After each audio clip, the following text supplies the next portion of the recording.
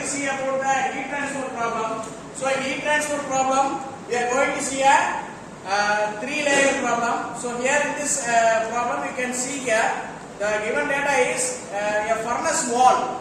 A furnace wall is made up of three layers, right? Inside layer with the thermal conductivity 8.5 watt per meter Kelvin. So thermal conductivity is represented by K1.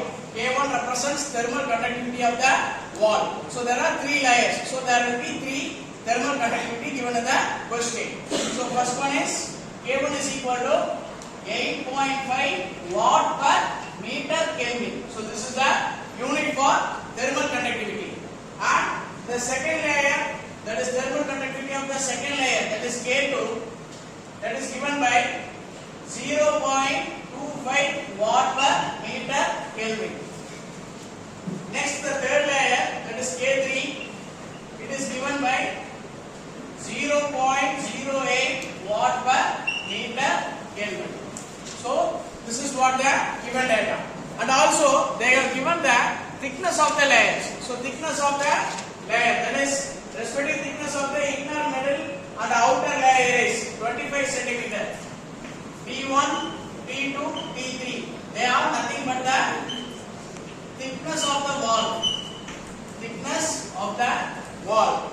So first is inner layer, that is given by 25 centimeter. Next is middle layer 5 centimeter. Next is outer layer, that is 3 centimeter. Next, the temperature of the wall inside is 600 degrees Celsius. Inside the wall the temperature is 600 degrees Celsius. On the outside the wall it is exposed to the atmospheric air at 30 degrees Celsius with heat transfer coefficient of 45 watt per meter square Kelvin. Determine the nodal temperature. So in this problem, so these are the given data. So one more data is the temperature of the wall is given by 600 degrees Celsius, and the next is the atmospheric air is at 30 degrees Celsius. So this is what the given data. So temperature of the inner wall is T1, that is 600 degrees Celsius. Here thickness is represented in terms of length of the wall. So that is why instead of T1 I have written it as L1.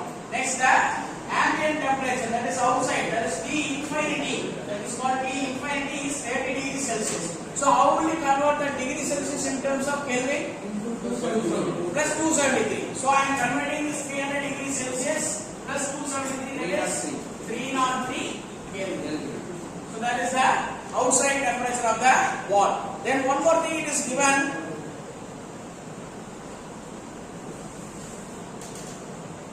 Yes. The next thing is the thermal conductivity. So what is the thermal conductivity?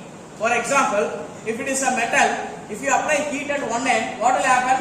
The heat will transfer to the other end in a particular time. That time period is nothing but the thermal conductivity of the particular material. So here the thermal conductivity is given by 45 watt per meter square Kelvin. So these are the given data, right? So this is the temperature of the wall, temperature of the inner wall. So this is the atmospheric temperature.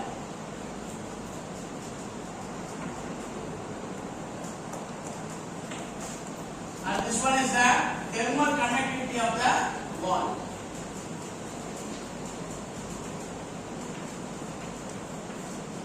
So these are the given data in this problem. So what you have to find in this problem is the nodal temperature. So in this problem, the given problem is also represented in terms of a diagram. So I am going to draw the diagram. So once you see the diagram, you will be able to know the difference and imagine the problem. So this is the wall. So this is the first layer, that is called inner layer.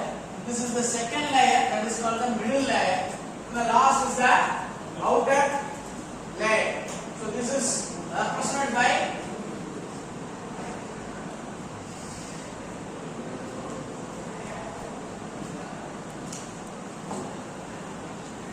L1, L2, L3. They are nothing but the thickness of the wall. So inner layer,